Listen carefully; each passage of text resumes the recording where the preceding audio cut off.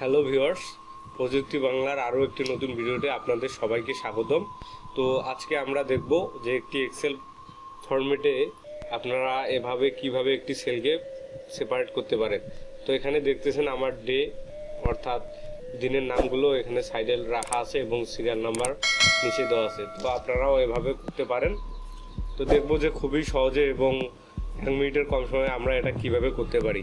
তো চলুন যাওয়া যাক ভিডিওতে যাওয়ার আগে বলে নিচ্ছি, আমার ইউটিউব চ্যানেলটিতে যদি সাবস্ক্রাইব না করা থাকে তাহলে অবশ্যই আমার ইউটিউব চ্যানেলটিতে সাবস্ক্রাইব করে নেবেন। প্রথমে আমরা যেটি করব এটা আমি মুছে দিব। তো আমি সিম্পলি কপি করে এখানে পেস্ট করে দেব। এরপর আমি টেক্সটটাকে ডিলিট করে দেব। তো আমি টেক্সটটাকে ডিলিট করে দিয়েছি। তো এরপর আমাদের প্রথমে যেটা করতে হবে, আমরা টাইপ উপরে যেহেতু ডে লেখা ছিল আমরা ডে লিখলাম। এরপর আমাদের নিচে যেহেতু লেখা ছিল সিরিয়াল, তো আমরা যদি ইন্টার প্রেস করে নিচে লিখতে চাই তাহলে কিন্তু আমাদের নিচের সেলে কিন্তু অটোমেটিক চলে আসতেছে। এটা নিচে লেখার জন্য আমরা অল্টার এবং ইন্টার একসাথে প্রেস করে দেবো, তাহলে দেখবেন একটু নিচে চলে আসবে।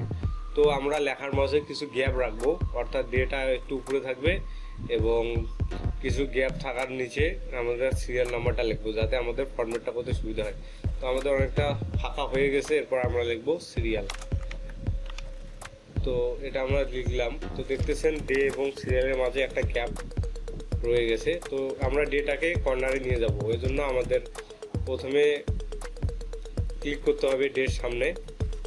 তো আপনারা যে কার্সর দেখতে পাচ্ছেন, এরপর আপনারা কর্নারে নিয়ে যাবেন।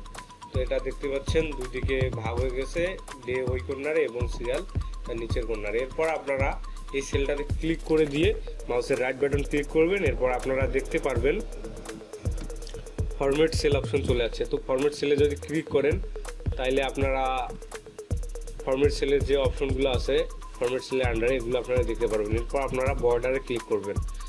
বর্ডারে এরকম একটি ইন্টারফেস দেখতে পারবেন। আপনারা এই অপশনটা দেখতে পাচ্ছেন, এটা কিন্তু কোনাকুনি বরাবর, এটা কিন্তু আমাদের কাঙ্ক্ষিত সেই অপশনটা যেটা আমরা করব।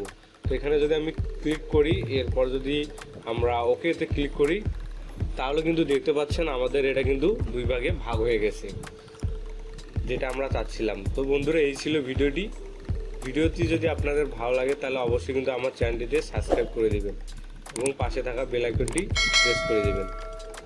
তো বন্ধুরা, অসংখ্য ধন্যবাদ।